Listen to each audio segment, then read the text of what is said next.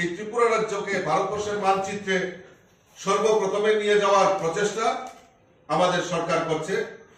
তাই আবারও আমাদের রাজ্যের মাননীয় মুখ্যমন্ত্রীকে সহ সমস্ত অতিথিদের আমরা সাধুবাদ জানাই এবং অভিনন্দন জানাই যে আমাদের এই পার্বত্য রাজ্য ত্রিপুরার মতো জায়গায়ও এই উত্তর পূর্বাঞ্চলের প্ল্যানারি বৈঠক এখানে সংগঠিত হয়েছে। গত 21 তারিখে প্ল্যানারি বৈঠকের পর 22 তারিখে উনি আমাদের, আপনারা জানেন যে ব্রু সেটেলমেন্ট, যে হাদুকপাড়া যেখানে আমাদের ধলাই ডিস্ট্রিক্টে, সেখানে রিয়াং শরণার্থী শিবিরে উনি যান এবং জনজাতি বিকাশের জন্য উনি অনেক প্রকল্পের ঘোষণা সেখানে করেন।